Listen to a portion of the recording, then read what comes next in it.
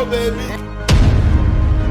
Men pretending to listen, yet they are not listening. In marriage, your partner can, will annoy you. Time that issue the marriage, the friendship. Achanga kuona wa mama hivyo ati ako kwa nyumba amelala. Behaving in the same manner, different castes. Like life skills. This thing called marriage.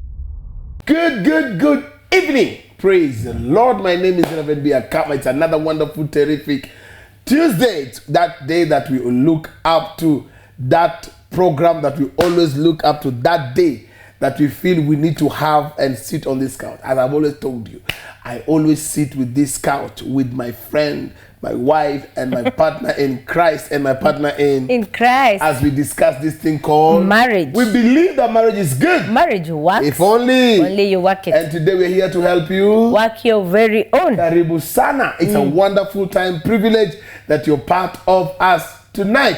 Sound of Abundance Church, SOATV never disappoints, and this thing called marriage never disappoints. Yes, so we want to welcome you, everyone watching on SOATV. Karibuni sana. Yes, you can join us on every other platform, but I'm coming to that. But before that, kila mtu wale ambao wanatazama nyumbani, wale ambao wanatazama hichi kipindi. Wewe pole. Ni hichi ama hiki. Hichi kipindi cha. Acha hakuna kitu kama hichi. Wewe uweze Kiswahili teacher. Wewe is go Mr. Mungare. No wonder. Hichi kizito Kiswahili. Wewe goja. Hiki kipindi ambacho kinaitwa kinaitwa. Please, English teachers, help me. Please, English teachers. Let me welcome my friend, my partner in crime, to welcome those online viewers. Karibuni watazamaji wetu ambaye mnatutazama to watch katika social media handles zetu.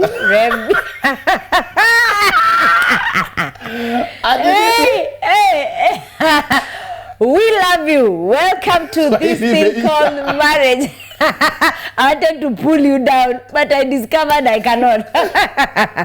Thank God. God is good. Yeah, thank you for being our lovely viewers on our social media handles. RevB and Sound of Abundance Facebook page. Yeah. SOATV KE. Juliet Bernard Kama. Correct. And which other one? And our Instagram and TikTok followers. Yes. We love and appreciate your presence on social media, and you are our great family. We love you, we love you, we love you. Thank you for being part of us tonight, and we are certain that you are going to be blessed. As usual, this thing called marriage comes your way to make your homes, comes your way to make your marriage better, comes to beautify you a home. And I'm certain that God is going to renew and do a new thing tonight. So karibuni, let someone know that you are watching this thing called marriage. Let a friend know, a sister know. Watch with a couple, friend of yours. Make sure your spouse is beside you. And whatever that we are about to discuss tonight, let it be of help to many homes. Correct. So yes. Karibuni sana. Yeah. And those watching us at home, watching us on any social media handle, you can get in touch. Just send us your questions, send us your your comments, your whatever on 0727 438 728. Again 0727 438 728. Got it. So please talk to us, interact with us. Also on WhatsApp, the same number. And then let us know how this program is blessing you. Please make sure if you know anybody that needs to hear this program, they need to be here with us. And as always, another beautiful Tuesday. We never waste time on anything else. We go straight to the point. And today's topic is the rising of single parents. The rising of the single parent. Why are we having so many single parents, single moms? And most of them are single moms, right? Yes. Most of them. And today we're going to discuss why and what is happening and the negative effects. And we want you to be part of it. Let us know your thoughts, your comments. What do you think? There's so many single parenthood everywhere. Nowadays you come to church, well, what happened to their China? We had an issue, we separated, now we're no longer together, I'm a single mom or I'm a single parent. All these are happening and today we want to address them. And the truth is this: there's a rise of the single parent. There's a lot of a lot of single parenthood. Many people are raising kids by themselves. Yeah. But let's start from this point. It is not right. No. It's not right. No matter the circumstance, it's not right. Why are we saying that? On a biblical basis, it should take a man and a woman. And the moment the man knows I have impregnated a woman, he should be responsible. Yes.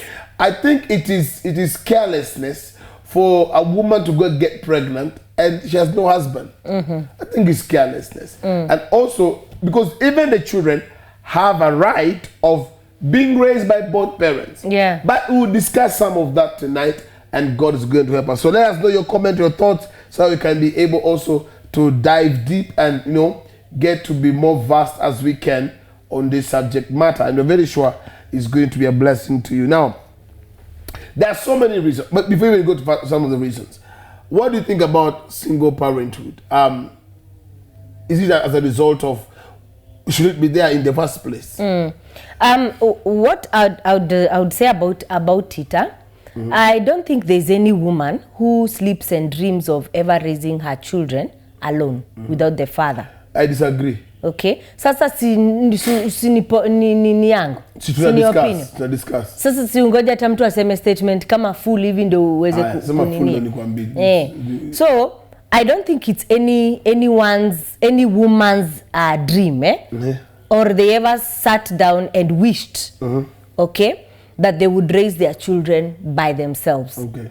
For women kabisa, I believe it is the desire of every woman to raise the children together with the fathers. So for me, if I speak on behalf of the women, it is a circumstance that many of them find themselves in, which is unfortunate and not anyone's choice. Not all are unfortunate. Okay. True, I'm coming there. Unanikimbiza.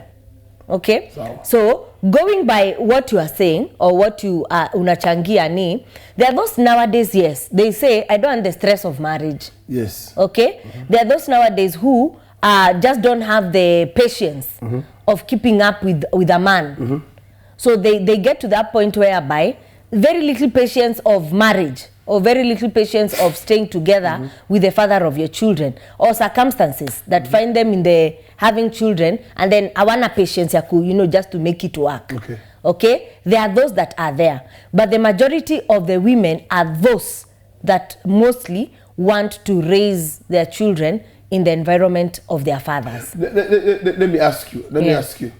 For example, these ladies that come and tell you I'm pregnant for him, and I deal as a married man. Yeah. You see, the moment you go out with a man, yes. You see, when sex is not guarded, well guarded, what will happen is you get pregnant. That is one of the consequences. When it comes to pregnancy and stuff, I think to some extent I blame the woman. Yeah. Because the woman should know this is unprotected sex. Yes. And I'm not ready for this. You get what I'm saying? I may not be ready for the consequences. And if this man will do this thing, I'll get pregnant. You know yourself better than the man. So you find somebody is going out and you're having sex, careless sex with someone. You are not married. This person has not promised marriage. And the next thing that happens is what? Bam! You just have sex anyhow. You get pregnant. What do you expect? The next thing, the man tells you, I was not ready for it. I didn't want it. The next thing, you're going out with a man who's married. What do you expect? Una habari, wengine hata hawana habari. Matter of fact, going out and having sex with somebody who is not your husband is wrong. Yes. And what do you expect? You expect to be pregnant, especially if you're not careful. So you find sometimes some of the women who are single parents is because of carelessness. Yes. Yeah. Because for me, when it comes to pregnancy, the woman is more of a determinant factor than the man. Yeah. Yes, I'm not safe. You are not using anything. What do you expect? You get pregnant. So me, I think there are women who are just careless. Yeah. It's true that to that extent and that point, I agree with you. The issue of a woman becoming pregnant should be more inapaswa kuwa more cautious. For this thing called marriage. You're supposed to be more cautious as a woman when it comes to pregnancy than a man. A man can never carry a pregnancy. No. Okay, so you're the one to go through it And the chances are you're the one even to raise that child by yourself. By yourself. If that man is not a husband. Correct. Already. Okay? So to that extent, I agree with you. Thank you. Yeah. Guys, see, that has begun very well. Imanza vizuri moto hapa. So that is the truth. For me, most of the single girls who are pregnant. Single parents. Single parents. Yes. It's purely lack of, just thinking twice. You know? And what do you expect anyway? It's at the heat of the moment. Moment of weakness. Hakuna. Wewe. Your head must be sober. Yeah. Because it is bound to happen. Yeah, and it is a permanent mark. And then now permanent connection. You start pursuing this man to take care of the child. Child support. You know, and he was not ready. Yeah. That's so unfair. So I think in the first beginning, it is wrong for you to pursue a man or sleep around with a man and you're not married. Yeah. If you're not married, what are you going for? Really? What do you expect? Yeah. And they say, oh, men are players. No, you're the one who played. Nobody. Yes, nobody's. No. I cannot be and to that point, most men just run away from responsibility. We have already started touching on the points. Yes. So one is carelessness. One of the major reasons why people are single parents is carelessness. Very, very careless. Number one, yes. Careless. Someone say careless. Someone careless. Siwezi sema. Number two. Number two reason is divorce, breakups, physical custody, divorce and breakups. You know, you are living together, then you break up. You definitely raise a child on the road. It contributes a lot.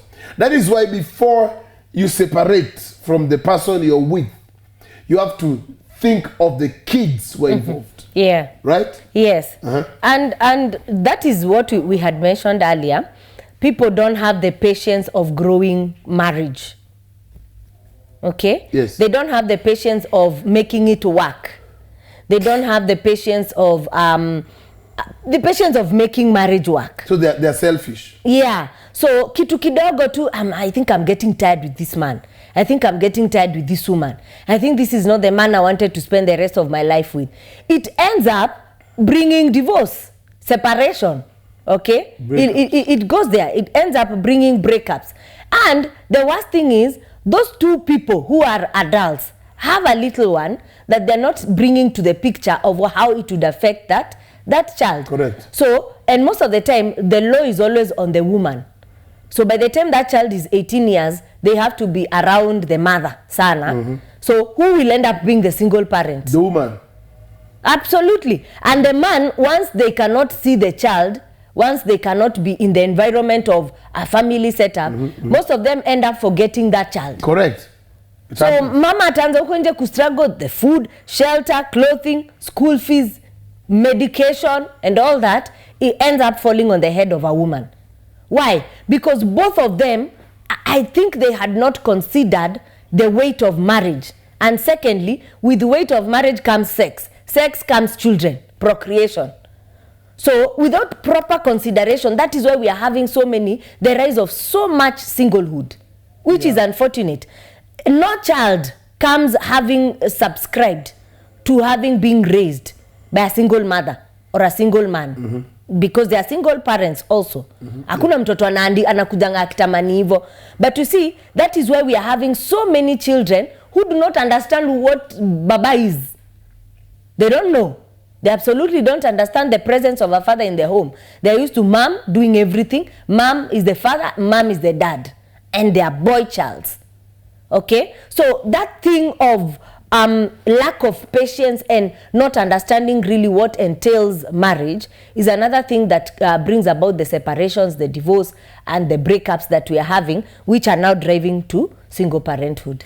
And that's the truth. Every parent, especially men, by the time you want to leave that woman and she has 3 of the children, don't look at it, I'll be coming to visit.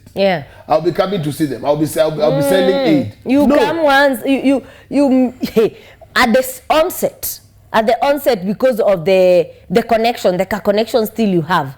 You may come every month. You may come every week. But time heals you. It brings the separation. So you may even go for months without seeing your child. It should be this way, that every man, that once you have a family, you have a woman and has your child, it's your sole responsibility not to visit. You see what?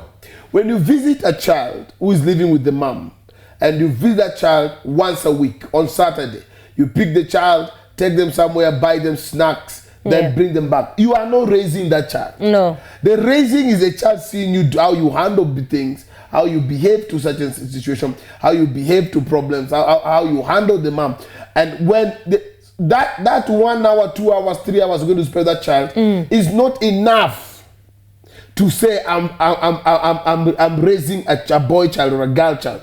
You need to be part and parcel of that child from the onset. That's right. From the first day, that child needs to know, daddy say no. Needs to hear daddy say, mommy say, where? Because that 3 minutes you have with that child, that 3 hours, what will happen is you just have to, the child will be at his best, you'll be at your best. Yeah. And because you don't want to spoil the relationship, what will happen is this: you don't bring your bad side. You only bring the best side. Every parent has two sides: the sweet side and the sour side. So most of the relationships that are breaking today is because there was no people became selfish. And I've had those cases today. Like today, I was dealing with a case whereby the man left the woman, and he only comes to pick the children during holiday to take the children to the mom in the village. So the whole 3 months, the man has not come near the children.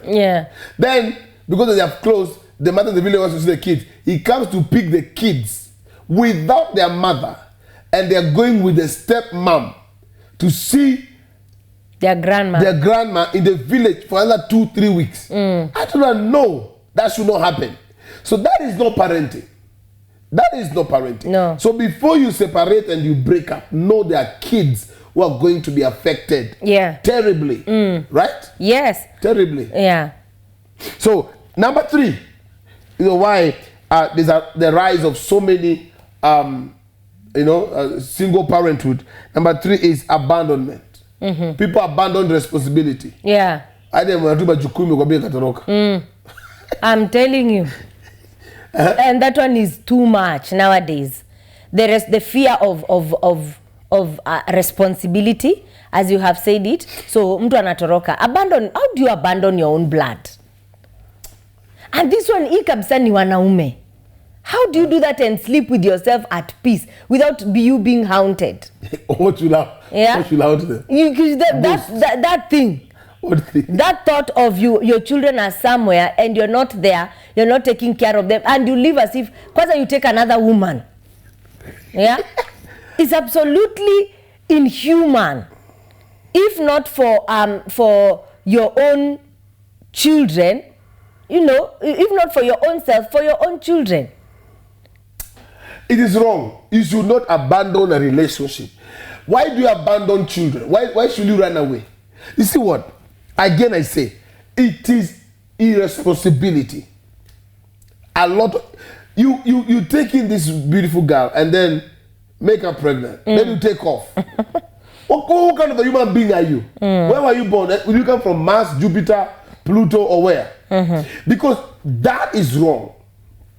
And that thing is really affecting many, many homes today. A man just disappeared. One day the man just came and took the bag and went away. Yeah. And you find him in another place, the other family. And even in that place, he's going to side children. Yeah. So he sides children there again. Will you be running? Yeah. Oh, don't tell me, the wife is nagging. You have children. Try and make this thing work. Yeah. Try and make it work. Yeah. What is your reason for this? Let us know your reason. Also, I'm seeing so many texts are coming. Can I read one? Yeah. Let me read one text here. Somebody saying, hey, hi, mom and pastor. I love watching this program. But Leo Menifikia, my wife left saying she wanted to be independent, to be an independent woman. It destroyed me, kabisa. She wants me to see them once a while. My son asked me when am I coming home. I feel like mimi ni mgeni kwao. Hadi I don't want to see them because it hurts. I know. So, pole sana. Wow. Yeah, that one now that after getting children is when she realized she needs independence. What kind of age and era was she living in? She could have just been independent without her husband, because now she brought in the heart, yes, children and a man. That is wrong. Yeah. And why are you saying that now? It's unfortunate, and we are sorry about that circumstance that you are in. But for me, I would just request you to try and just go and see them. You know, piga moyo konde. Just beat your heart.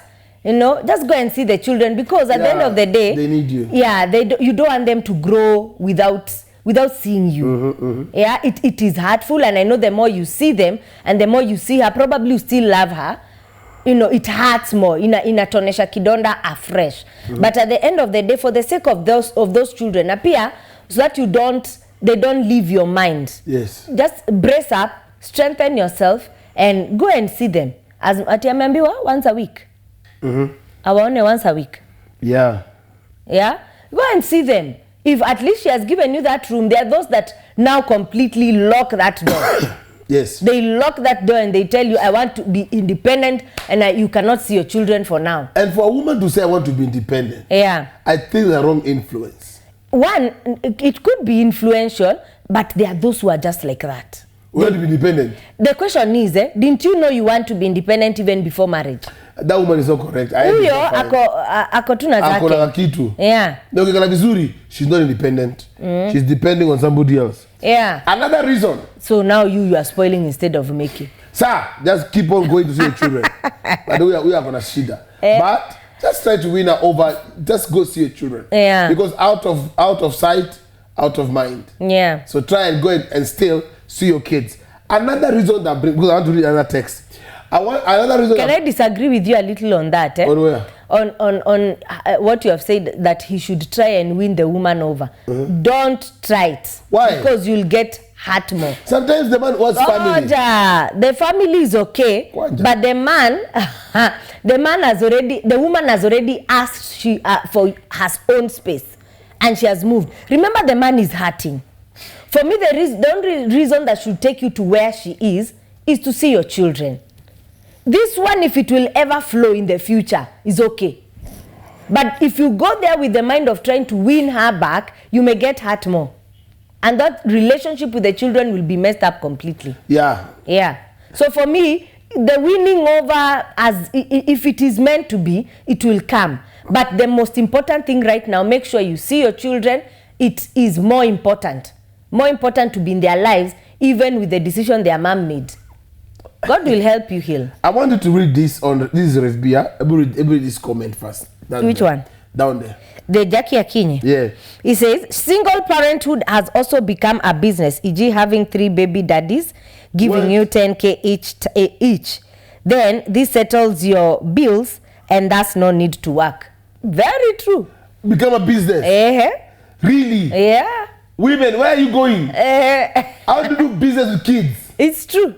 It's happening. Don't you? This is what I usually tell, especially married men. Married men, the moment you're going to sleep out with any woman, be very careful. Maybe they wanted marriage. Be very careful. Pana, uko married, unaenda kutafuta nini uko nje? You want to marry 10. I'm talking to married men. Before you go out there and start sleeping with other women, just know you could be putting yourself in another trap. Ndio hii, Jackie has said it. Most ladies nowadays, they've realized the good ones, the ones who knows how to take care, are the married men. So you find yourself, you're just there careless, partying as a man, piam. The girl comes and tells you, DNA inatoka copy, ni wewe, mtoto ni wako. Anakuambia now, excuse me, we have to take care of this child together. You have added on top of this economy na hii jua yote. You have added yourself another responsibility. Afadhali wanaitisha 10K. You know one that asks for 150. 150. A month. A month. And she has been eating it for how many years? For years. Good years. Over 10 years? Yes. 150,000 upkeep. Hey, women. Oh. Yeah. And so you can imagine if she gets another child with another man, is another 150. Why does such kind of a woman need to work? But that means she doesn't care about the children. She cares about the children. No. Because the child needs to be raised by both parents. Yeah. And what her own selfishness, which I would look at, is she wants a livelihood, a certain livelihood, without having to work. As Jackie has put it, without having to work. That's a lazy woman. That's a lazy woman and a con woman. Yeah, that's one. Using the children to con men. So the thing that I usually tell men, wajishike masikio hivi. Before you go and dip in a certain well, be careful. And you go and dip in that well without even protection. That's the child coming. Even you're just being too careless. Because nowadays wasichana wamekuwa wengine. Hey. These beautiful girls that you're seeing, they're out here for business. They trap you with one thing or the other. They give you a disease. They put you in such messes. Yeah? And then they change. That smile that you are seeing now when they need money. Unashanga uni nani? So you are like, she's always threatening you. I will tell your wife. I will send up photos of the child. So mwanaume anaishingi ameshikilia maini. Mwambie kafeme ni nini? At the end of the day, atasema, but still mtoto yuko. Imagine the kind of... Younger to raise. Your wife will raise. Who? Who? Not you. Hey. No, if any woman that is brought for a child from... Apeleke mamake ushago. Apana. Apeleke mamake ushago. Bonako. Bwana mgani? Aliniambia akienda kukula huko. Kulalienda kula alisema. Apana. Mistakes happen. Kana eza chapanishwa na ukuta kaanguke kakufe. Wapi? Ati kana kuja wapi? Apana.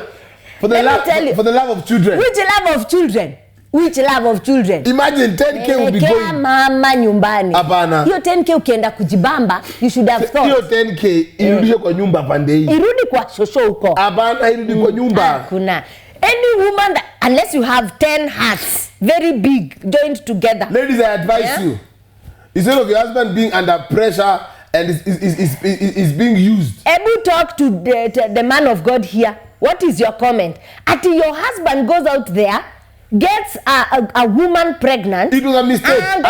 Ngoja. Gets a woman. I want to hear the backup of women. I must make them understand. Hakuna understanding. Si ugoje kwanza nipeane the question. Ngoja kwanza nipeane question ndio wanifeel. Akina Jackie na akina Lizzy, everyone on social media. This is the thing. Your husband goes out, impregnates another woman. Now ngoja, si ugoje. Moment of weakness. Ngoja, si ugoje. Ngoja tu kidogo. Now, and then now he's being blackmailed. Okay, he comes clean and tells you, I have a child outside and I'm being asked for 10,000 Kenya shillings upkeep or 150 or whatever. 10K is kidogo. Until now, you allow the child. Ataenda ongezewa pili na watatu na wanne na watano. Abana, confess. Hakuna kuitikia. Apeleke mama, ikikuwa mbaya. Akameze, arudi kwa mwili, ama apeleke ushago. Ngoja, imagine huyu 10K ni kidogo. Huyu 150. Wacha akulwe. Bwanako. Wacha akulwe. Kwanza kanaweza meet na huyo mama nimwambie kula 200. Hapana. Ako nayo. Amekuja because hiyo pesa atakuja. Nasi. Akome madam, please. Ili kwa moment of weakness. Moment of weakness. Trap of Satan. Okay. The work of the devil. The work of everyone. The work of the devil. Aside from himself. God. The work. Let me finish. The work of the devil. Which devil? Wait. Which color of the devil? Goja. Sasa siwe unanifanyia. It is the work of the devil. Now, my madam, please help me raise this child. Please, because as a mistake, I don't want to continue doing the mistake. That's why I've confessed. What is the right thing to do? The right thing is take to mama nyumbani. Full stop. You're not going to bring a constant reminder of how you went and cheated, slept with another woman without protection. Okay?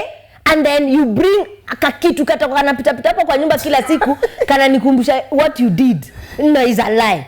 If you have that heart, more grace. But as of me, your mistake. Carry it to the village to your own mother, or just know how you will handle it with your baby mama.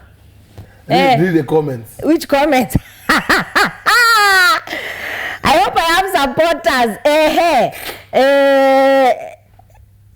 Okay, this one is Fiona Munga is saying, ladies need proper deliverance. Catherine Jerry Gekuya says, I'm not married, but it can never be me. Yes, now. Be what? It can never be her taking in another woman's child. Kate, explain what you're saying. Yeah. Hapo ndio atajua huruma ni estate. Thank you, Katie. You're doing very well.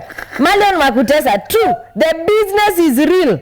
Fio Munga says, boy child ananyongwa kila kona. Kila kona yawa. Send us your text. Send us your text. Yeah. I want to hear what you're saying. I'm seeing so many comments are coming. Yeah. Before we go to the next point. Papa, we have some women, they are after business. They're on business. There are some women. We have some women. They are after business, and you raising their kids. Immediately, children grow. She will leave you. As men, we are afraid of daughters of Jezebel. Well, be afraid. You're doing well. You're good. Don't be careless. Don't be careless. Be afraid. It's good. I want to read this, but let's maybe go to the next point. Yeah. But still, don't get your comment. Where about Konyumbani? You can use the number 0727438728, both on WhatsApp, both on message. We want to hear your thoughts on this. Somebody is going to be a Paul to any or a boy child. Okay. Anyway, point number 4. Yeah. Number 4. Yeah. Why there's a lot of single parenthood. Yes. Number 4 is becoming widowed. Death of a partner is common cause of single parenting. That one is understandable.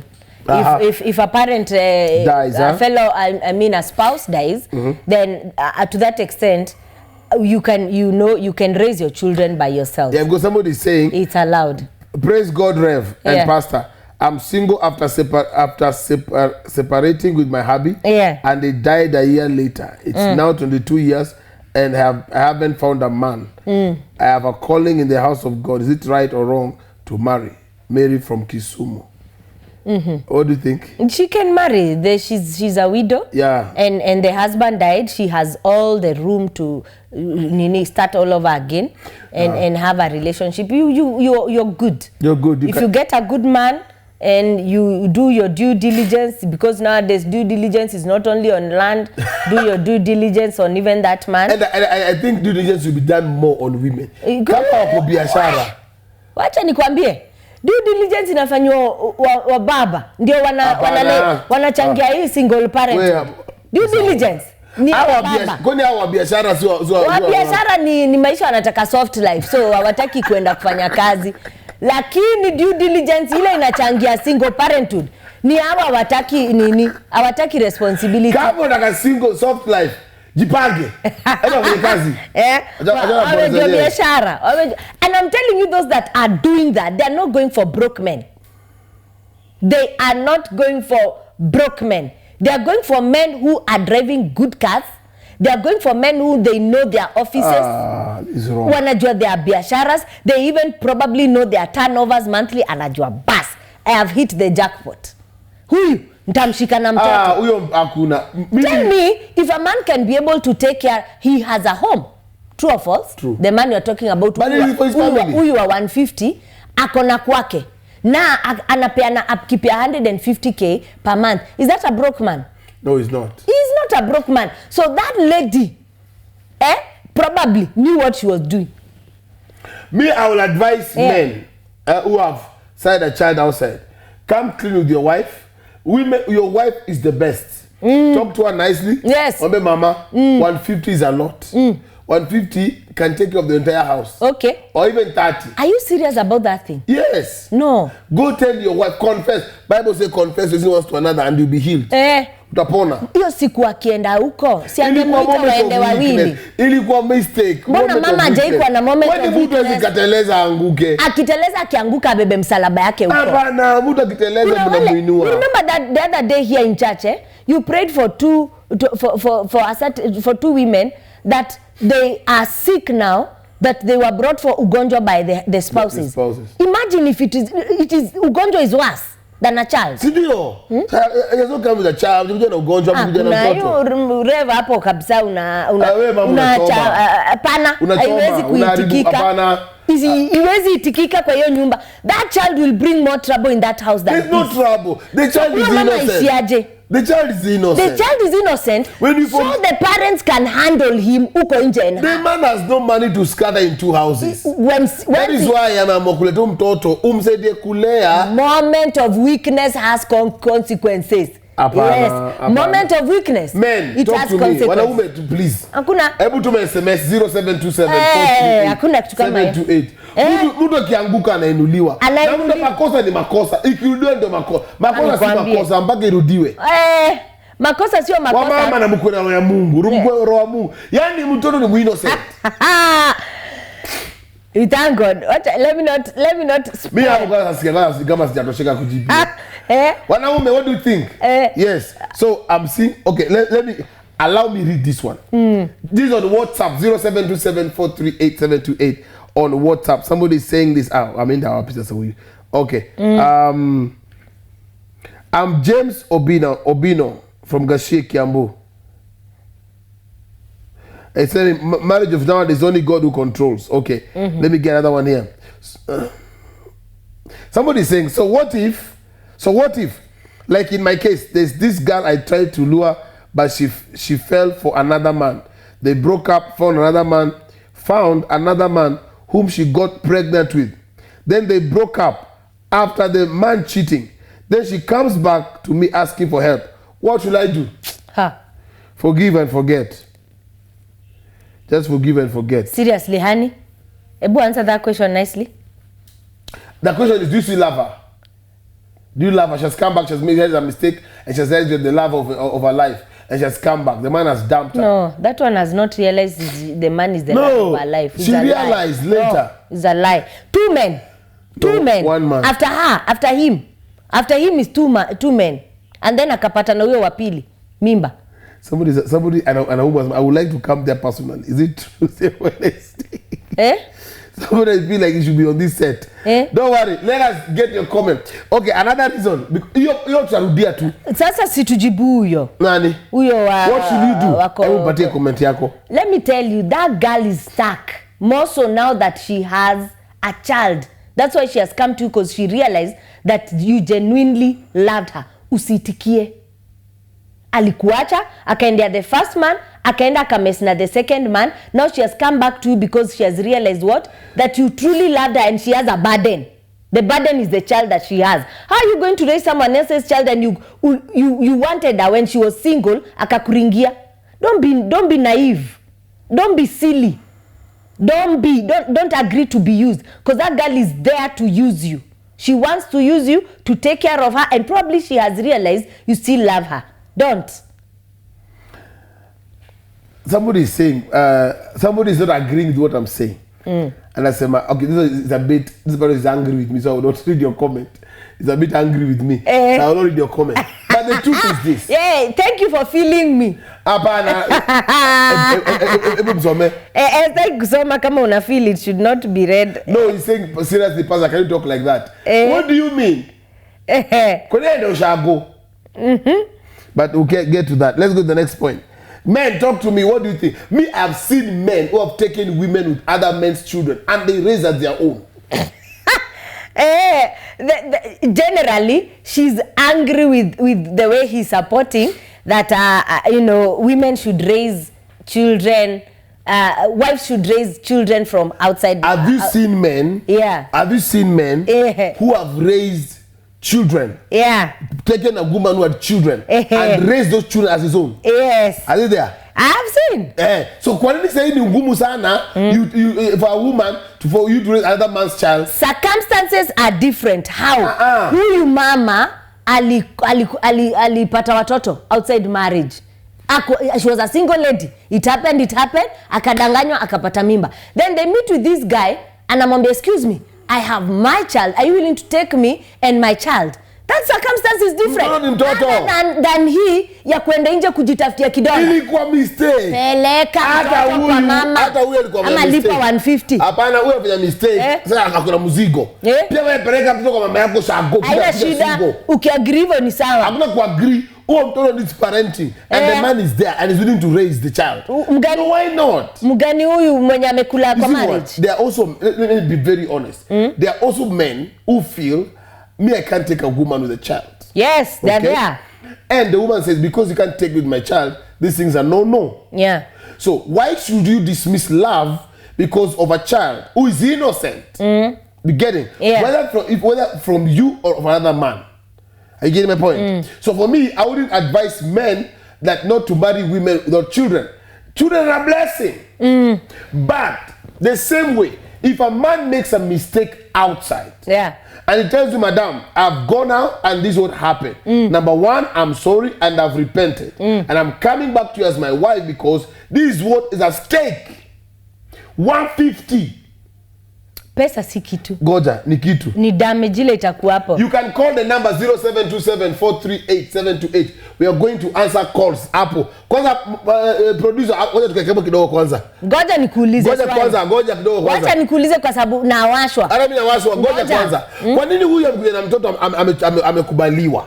Akashikwa. Kwa sababu circumstance ni different. Circumstance na agree. Ni circumstance different. Ndio nakwambia. Wewe umetoka kwa ndoa umeenda nje ukalala na mwanamke bila protection hadi mtoto akazaliwa. Sasa unataka nikuje kubeba mzigo? Na lie. Si kubeba mzigo. Na lie. Mzigo, mtoto ni mzigo. Kuna tupendani. Kwani sisi kwani mtakioa. Wewe ukienda kuanya unakumbuka mtu kwa nyumba. Akioa afai aizi anguka. Anaweza. Sasa this is my question What if ikuwe ni mama is the wife who has gone out eska acha staki ngoja umeruka ngoja ni fix hapo ngoja mama ndiye ameenda pia akapata mimba akuja kwa my husband this one is not yours now this is not yours ngoja hakuna niache this is not ngoja we are going for a short break. Ikitu ayendi hivyo. Please don't go anywhere. Don't go far. Wewe ngoje hapo. Don't go far. We are coming back. Lazima tujue kitu inaendaje. Because ikitu I've to do program usiku. Lakini we must solve this problem. Sikia. But click yote. Because wait. This lady came with children or a child. Of another man. Circumstance different. Goja. Na huyu after wali they had sex out of carelessness. She got pregnant. And the man abandoned the child. Now you have met her and she has a child na kwa mena mtoto. Na hii circumstance. Goja unamwambia nina shida. Pia huyu mtu wenyewe. Huyu mtu mwingine mtu jui. So now it is that when the man goes out and gets a child, even your mistake, equal mistake. I disagree. Goja. Circumstances are different. Circumstance. Talk to me, men. Talk to me. 0727-438. When you come back, we will be receiving calls. We're going for a short break. We'll be right back. Yay! Go, honey. Yay. Go, baby. Men pretending to listen, yet they are not listening. In marriage, your partner can, will annoy you. Time that issue the marriage, the friendship. Achanga kuona wa mama hivyo. Ati ako kwa nyumba amelala. Living in the same manner, different tasks. Like life skills. This thing called marriage. Welcome back. Yes, every Tuesday we call it Terrific Tuesday. We sit on this couch with my wife, my friend, my partner in Christ, and my partner in Christ. In crime. Yes. Discussing this thing called marriage. We believe that marriage is good. Marriage works. If only you work it. Karibu sana. Hapa kuna topic haiwezi. Kuna kitu naambiwa hapa haiwezi. But before tuende hapo, let's go back to, let me read 1 or 2 comments. Somebody is saying here, Papa, on behalf of men, all women want men to marry them with kids from other men, but no woman wants to marry a man with a child from another woman. If things continue like this, to make things easier, let the woman with kids marry a man with kids. Simple. Let's take this comment. Let me hear this comment. All right. Hello.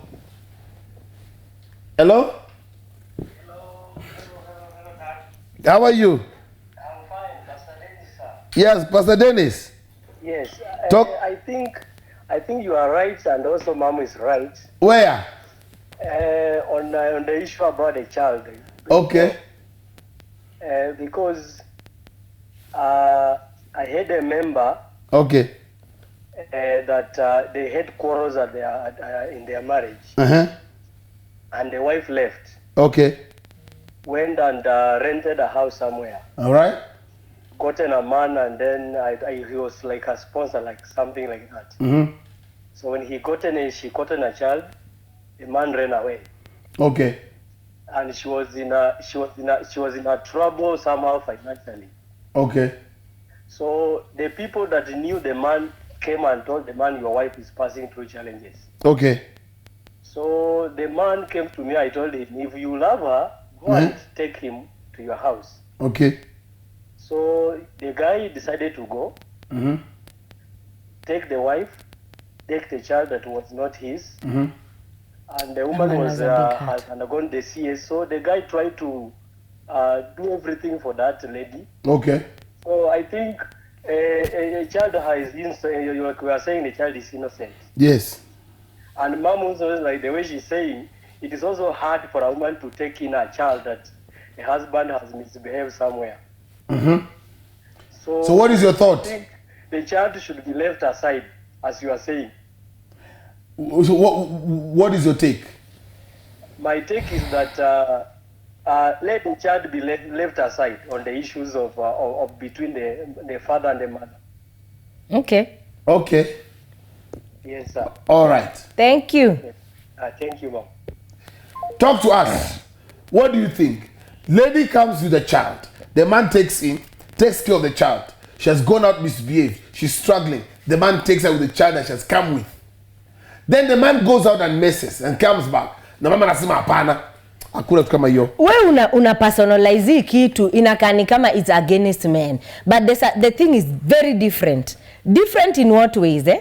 What we are talking about here is, there is a single lady somewhere who by chance got pregnant. Okay? And it never worked. Yes. Okay? Go ahead, yeah. It never worked with that other relationship. So this man comes and likes the lady. Then the lady says, as you see me, I'm a mother. I have one child. Yes. And the man says, no, there's no problem. If you have a child and it happened and where is the father of the child? They discuss everything broadly. And the relationship continues on. Okay? When nitakuchukua na nikuchukue na mtoto wako.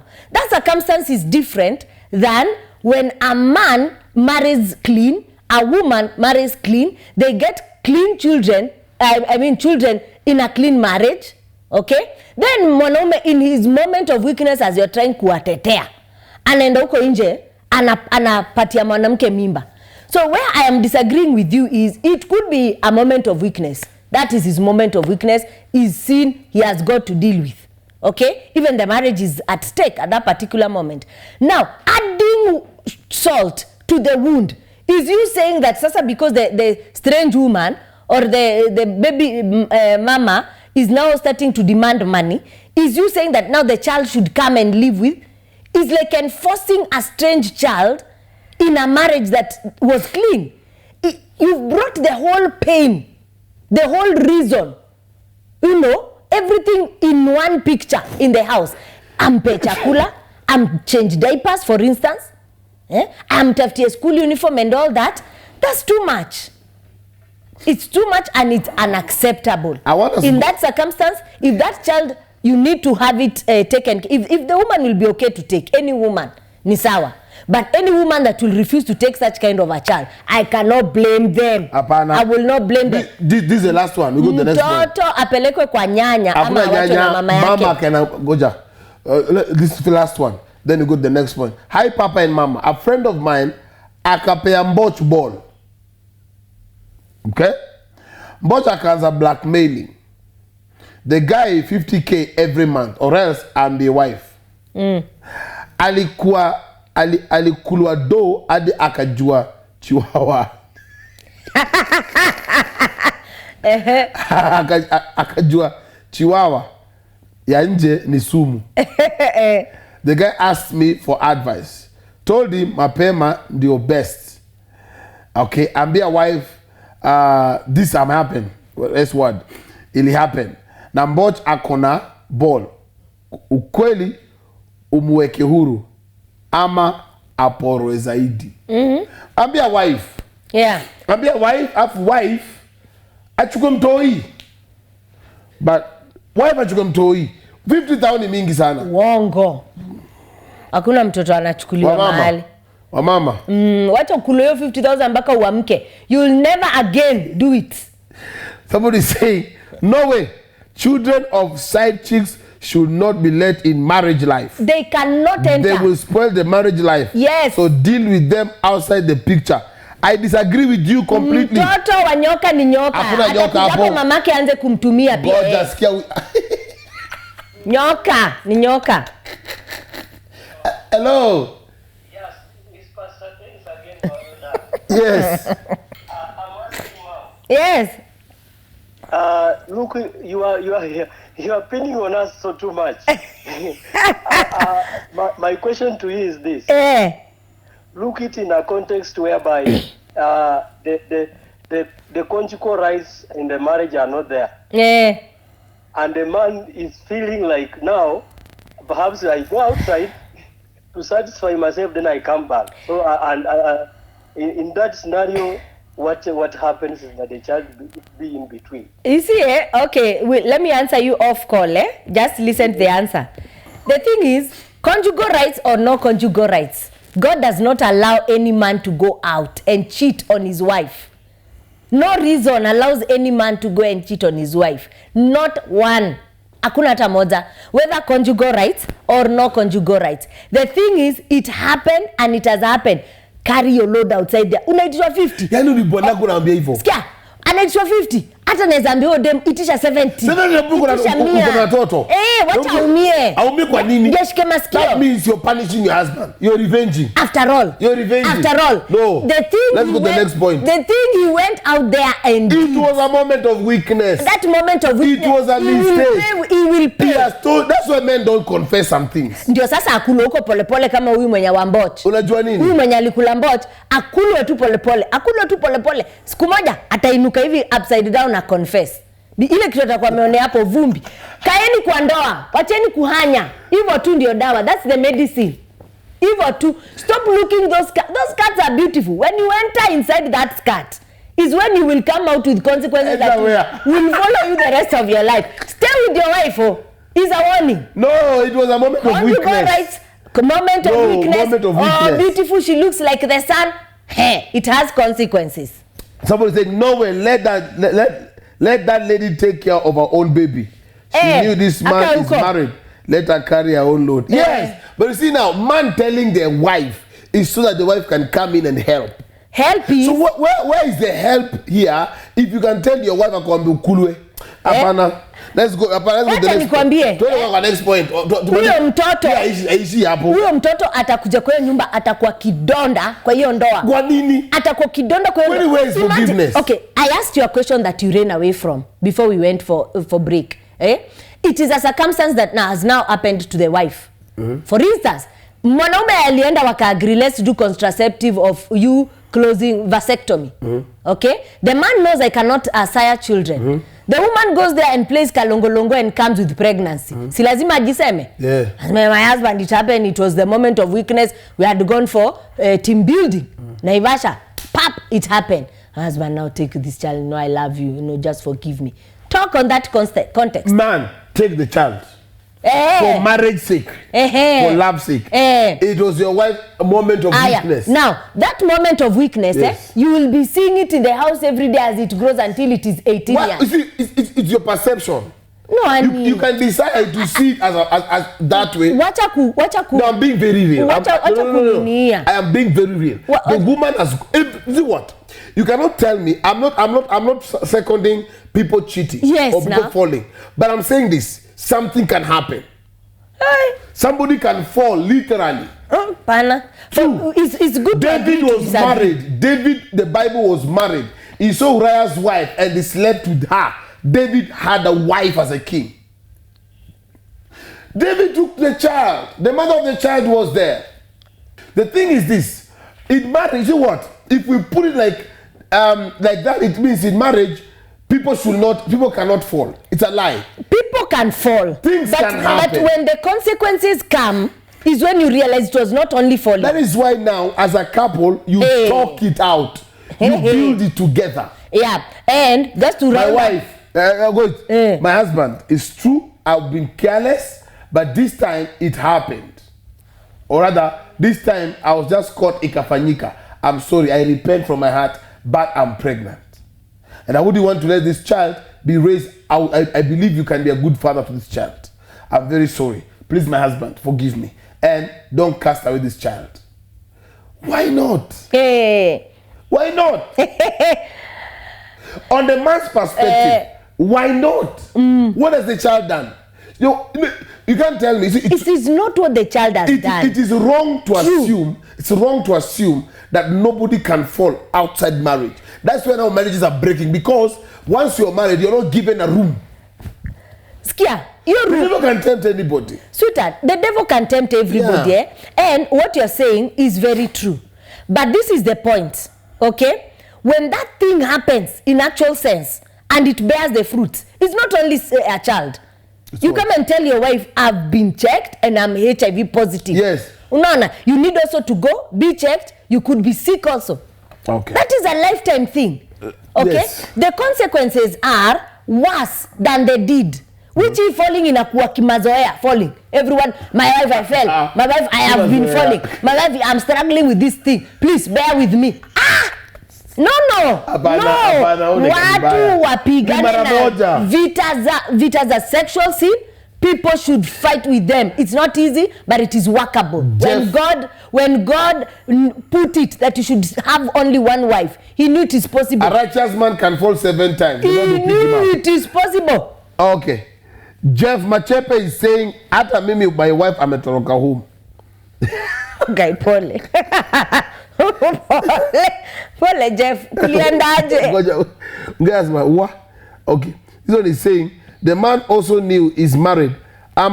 Selective amnesia. Selective amnesia. You're right now. Let's go to the next point. It was a moment of weakness. I am not married for now. Mtoto akikuhitu toboke 50,000 kama huyo wa Mboch. Hapo ndo macho itafungukia. But openness is key. Openness is key. And forgiveness is very important in marriage. Yeah, and forgiveness is there, but let that not reminder of that forgiveness. Mama, today I disagree with you. No, Mama, disagree. But let's go to the next point. Hakuna kitu kama hiyo. Kitu kama hiyo iwezekani. Hapana, mimi disagree. Hebu tuende kwa the next point. Tuende kwa next point kwanza. Tulale hapo. Kwanza. Next point. Yes. What is causing the uprising of singlehood? Single parenthood. Sasa unasikia nikaa karoga kona uzito. Kuna zaki ndo gambo leo. No staki. Don't worry. But wacha nikwambie. Mama, put that on the next point. Let's go to the next point. Capacity to carry some things. Hakuna capacity. Is different in the hands of everyone. Yes, somebody can fall. When they fall, you forgive. Forgiving is there. Others even as you are forgiven by Christ. Okay, let's go to the next point. Right? I know ladies, you don't like it, but it's to samea. Forgive. Samea ni sawa, but mtoto akae huko. Ameende kwa nyanyake ushago. Mama yake. Mamake mgani? Una mama yake. Mamake mgani? Mamake ni wewe huko nje. If you can adopt a child, can do this another one. Adopting is different. To the next point. Jumaneno. Kwanza issue ni kama is a kaisha sahi. To the next point. Mtu anaumwa. Anawasha. Sitaki maneno yako hata mimi. Wacha nikwambie. Msalaba wa dhambi zako beba peke yako. Yesu tubebe msalaba. 50,000. Goja. Ndio tokupenda umia. Wacha waumie, si wewe ndio unawaumiza. Sima ndio yeye confess peke sawa. Wewe confession yako. Twende kwa next point ndio maneno. We said why there are a lot of single parenthood. We said one is what? I can't remember. Yeah, negligence. Negligence. 2 said divorce. 3 we said abandonment. 4 we said becoming widowed, or death. 4 is 5. Yes. 5 now is domestic violence. Now, one thing about domestic violence is we don't condone. Absolutely. Why are you beating a mature person? Lakini pia mama anaanza kwa mdomo. Ayo mama. Wamaanza kwa mdomo. Yes, it does not allow mwanaume kurusha ngumi. Kapigana na wanaume wenzako. Haina shida, punguza mdomo. Jua huyu mwanaume ongea naye. Let me be honest with something here. You see what? You must know your capacity. As a you both as a woman, as a man, you must know where you get to your limit. Yeah. You can't be insulting a man after make a sura hapa kupiga coffee. Sikofi itaingia hapo nayo ni kweli. You see what? I usually tell people like this. When it comes to an argument in the marriage, a woman must think if you hapa, I calm down. I'm the wife. Yeah. Here hapa mtenyamacha funge mdomo. Because a woman can say one statement that will swallow the 1,000 words the man have said, that will trigger certain anger in a man. Domestic violence is not permitted. A matter of fact, if you're in a marriage that is so abusive and very violent, you need to check out. Yeah. It's not right. And partly, many women have run away from their homes because of that. Yeah. So they end up raising their children alone. Yeah, and it is a contributor. Another one is rape. Rape has made many women raise children by themselves. It's a bad ordeal. Yeah. It's a bad thing. Yeah. But it has really brought a lot of single parenting. Yeah. So it's not good. Yeah. Then number 8. What should women do to curb themselves against rape? Because nowadays there are those things that are triggering that rape. Dress code. Hey, it's true. Being late out in the night. Gisting with the man. Too much gisting with a man. You're flirting with the man and you know you don't want to sleep with him. Yeah. Takushikana nguvu. Na sema umeonesha mapaja yote nje. Na kukula fair. Yeah. Kukula fair. Akutalipa. Yeah. So these are some of the things you need to avoid. You really need to. Yes. You really need to. The other thing that causes the rise of single parenting is childbirth by a single person or single person's adoption. You know, child by a single parent. When you find that somebody goes and adopts a child by herself. Yes. You know, she said to me, I don't want a husband. I just want to, you know. So as she or said, the case whereby a lady just absolutely just tells a guy, I don't want any commitment in this relationship. Yes. I want you to help me get a child, and that's it. By arrangement. Yes, there are those incidences that are happening nowadays. Ladies they can take care of themselves. They just want a man who can help them get children. You got to. All right, we want to rush through this very fast. Yeah. Maybe we'll take 1 or 2 before we come to the close of the program today. Yeah. Negative effects of single parenting. Yes. There are effects. There are negative effects to that. Don't be so joyous at being a single parent. It's not a good thing to be happy about. It's not something to celebrate. Oh, I'm raising my kids alone in a man. It's not something to, to celebrate. Because it has its own effects, its own, what do you call it? Negatives. Yes. And one of them is financial troubles or financial constraint. Yeah. What mostly happen is when there is single parenting, you discover you're carrying all the bills by yourself. That can be troublesome. Yeah, it is troublesome. And that is now what is prompting some ladies to now start demanding money. Or work long hours. Work long hours is okay. But now it makes them now become con women. For instance, they realize, hey, this thing is heavy on me. I need to put a demand on this man. You have to take care of this child. So to an extent whereby 50,000 per month, 150,000 per month, 10,000 per month. Okay? Because the weight of money, a child is not easy to take care. Yeah. There is food, there is clothing, there is shelter, there is other things, and school. Okay? So at the end of the day, on one parent, it becomes heavy. When both parents are there, one is a saidiana. Two. Yeah. We advise that you should do your best to raise your kids, the two of you. Yes. The load becomes lighter when both of you are involved. The second thing that happens negative of single parenting is what we call low parenting qualities. This is the naked truth. You can't be a mother and be a father and be perfect in both. No. You can't. You can't be perfect in being a man. And you see what? A time comes, and this is why now I want to talk to sisters, even men.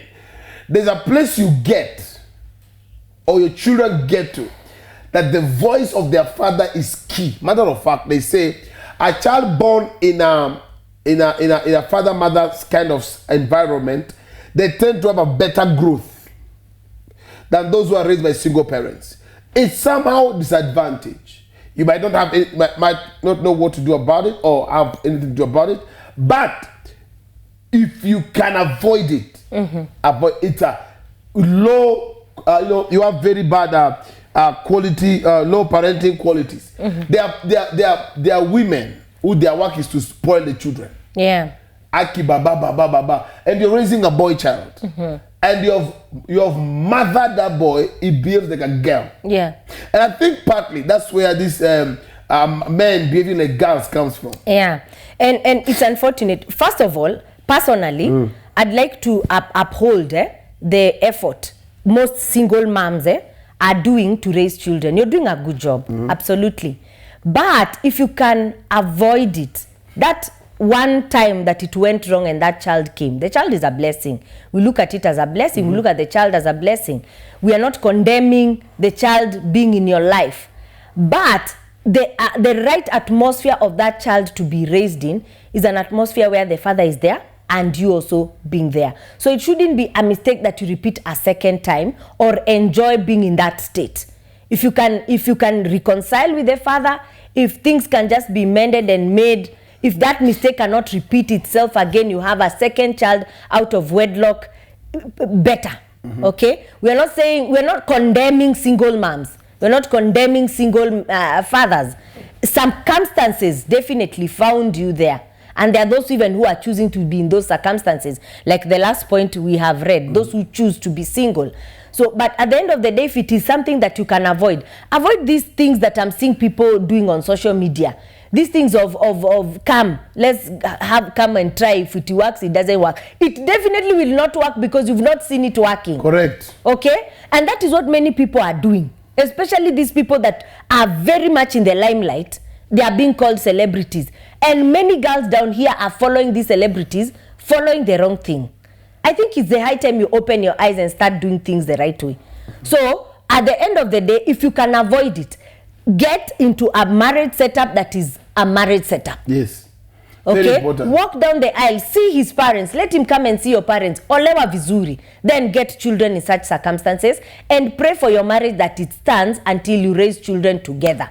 Okay? That is the best advice. That's the best advice. Advice possible. But if you find yourself as a single mom, don't go again getting a second and a third child as a single mother. It is not a trophy race that, hey, so and so, Sister Eunice is a single mom, she has even 4. So all of us, like another single woman is always clapping for herself. And she's a celebrity, quote unquote, that she celebrates having raised children by herself. So single moms are looking up to her and thinking it's a good thing to do. She has more than 3 children. If I mention her name, she's well known. There's no need. Yeah? If you made a mistake, let me call it a mistake, once and got that one, don't make a second mistake, a third mistake, and then continue raising children without their father. Is not the right way. It's wrong. It's not the God-ordained way. And then the truth is this, that child will not grow proper. Yeah. That child will have a deficiency. Because you can't be father. Yeah. That is why if you find yourself in that kind of situation, especially if you're dealing with boys, and most mothers have a tendency of spoiling. Mothers are soft. No, it's wrong. Because what? It will cost that child in the future. Yeah. Itabia tunapata siku kwa street, boys kissing boys. Say that tunapendana. Kwa kuna wengine anatafuta. Nitawapata viboko. How can a boy say he loves another boy? Na wanafanya kitendo ya ndoa. Yeah. Look at those boys very, very well. They were raised by single moms, and at some point they got off. So you find this kind of children, check very well. Some of them were raised by single parents. Hello. Okay. Hello. Hello. How are you? I'm fine. Welcome to the show. What's your name? My name is Sophie. Yes, Sophie. I've been listening to your message even today. Okay. Yeah, but now you are saying that being a single parent. I'm a single parent of 3. Okay. I raised them by the grace of God. Yes. And I wedded. After wedding, my husband left me for his secretary. Okay. And he left me like 2005. Okay. And now even I've raised my children. The last one has graduated last 2 Wow. years ago. Congratulations. Absolutely. And I've raised them by the grace of God, and I've never remarried. That is... So, so where is my wrong? Where is my wrong? I just had to raise my children. Now, on that platform, you don't have a wrong. No. The man walked away. Yeah. You know? Yes. You don't have a mistake there. Thank you for calling. Thank you. For such a lady, she has no wrong. She has no wrong, absolutely, because the husband left. And she had no choice. Yeah. But we have these ones who choose to do so. Yeah. You know? Yeah. They choose to be single parents, or they just went about playing about with men and they got children. Yeah. Those are those we're talking about. There are those by circumstance. Your husband passed on, or you know, your husband left and you left with children. Yeah. And you have to raise them. You have to raise them because there's another way. Yes. You know? Mm-hmm. But there's these other ones who are you went to somebody's husband. Yeah. Then the man now has left out the children. That is wrong. One thing about single parent, and even this still be my advice for those who have children, even if your husband passed on or your husband left you, right? You've raised them. There's a point, there's a place in that child's growth. They need a man figure. That is the naked truth. There's a point your son, no matter how good you are or strict or the better life you've given that child or good education, there's a point that child will need a man figure, a male figure. So my advice would be connect your sons with their uncles, somebody they can look up to as a father, somebody who can tell them no this way. Why? Because there's a point, it will get to a point that you as a woman, you might not be able to tell them anything. Not because they disrespect you, it's because according to maturity and growth, they need another stronger voice, especially to men, to boys. Two, when it comes to girls, what happens is they need to feel the affection and understand love through their fathers. Fathers tend to, exuberate love to their daughters. Daughters learn how to love or how to be loved through their father. And boys know how to love by them being close to their mom. So by how you treat your wife and how your wife treats you, the children know how marriage should be. But boys learn love, how to show love from their mom. They know how to be tender and to be nice. Girls know how to be treasured and to be taken care of by men. So that is when they get married. So at the end of the day, being a single mom, it has its own disadvantage in terms of upbringing, raising. So we have women who just spoil their children. So these children come to a point where by now they are no longer, for lack of a better word, they become weaklings. So there's a reason. If God has helped you, you've raised them better. We thank God. But still, so that these children don't grow, one-sided, get somebody who can be a strong voice in their lives. Yeah. Yes. Mm-hmm. All right. Maybe the last point, then we come to the close because of time. Maybe one more point, then we come to the close. And probably we'll continue with this next week. Yes. Second part of this. Children after divorce. Mm-hmm. That means what? Like, if your reason for single parenting is divorce, your children will also suffer from adjustments, problems, or may have the feeling of being ashamed. Or your parents left, or your father and mother could. That kind of shame can come to them. Yeah. So there's a certain shame that comes to children once their parents have divorced. Yeah. So it's some of the effects that will come on the child when the child is, and then sometimes even they themselves, because the spirit also, it can follow them. So you find also your daughters getting children out of wedlock because it's a pattern that's already been created in their homes. Yeah, it's true, and it happens especially in schools when maybe their friends are being visited by both parents, and this other end is only the mom who comes, mostly single moms, or it's only the dad who comes. So that adjustment after the separation can be negative on the children. That's exactly self-explanatory. They go through their own things. Yeah. That is why if you are a single mom and you're raising single girls and single boys, you should get to inquire what they go through with their friends. Correct. Yeah, because there are those who are ever complaining or ever finding issues around their friends. being bullied, being, brought down. Why is it that we've never seen your father? And that time even he doesn't know the answer. Yes. Okay, so it's a negative effect that comes about by single parenthood. By the children not being able to adjust. Okay. Yeah, to the divorce and the separation and everything. Correct. Yeah. Thank you for joining us. It's just a wonderful time we are having here. Please, if this, we hope you got blessed, you got something. Just before we close, what are your parting shot? Oh, my parting shot is on single parenting. On single parenthood. One, I again applaud every single parent, whether male or female. You are doing a good job. We know the sacrifice that you have to go through to play both roles. Yes. It's not something we are looking down on, and it is not easy, especially if you found yourself in that circumstance and you didn't choose it. Okay, so but my thing and my parting shot is to the singles who have no children yet. Don't enter into a relationship when you're not keenly looking at the consequences of that relationship. Every consequence of sex, unprotected sex, is disease or children. So when you're doing whatever you're doing, be cautious. That weak moment is there. But you need to be careful. You shouldn't be entertaining the weak moment, the moment of weakness. Or I just was having fun with my friends and it happened. No. As a lady, as a man, you should always be guarded. Okay? Don't allow excuses that will put you into a forever challenge.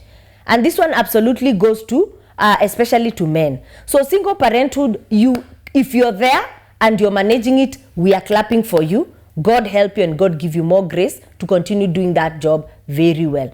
But for you that is a little bit careless and reckless with your life as a single man or as a married man, you're just playing with women and you are expecting nothing will happen, be careful. It's not a good environment to raise your children in. It is also not a good place to find yourself in. These drangles in the courts and all that send upkeep. The child is sick. Oh, do you know what we go through in the night? Do you know what I go through to raise your child by yourself? That triangle is not good.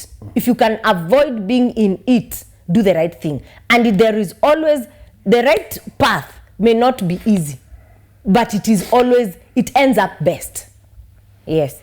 Yeah, somebody's asking, thanks for today's topic. How would I think you help a girl who was brought up from a single parents family and it becomes somehow hard for that girl when it's time for her to get married, since she has never had a father figure in her life? Yeah, and those are now the negative effects we were talking about. Yes. And it could be on one of the points. They are unable to relate.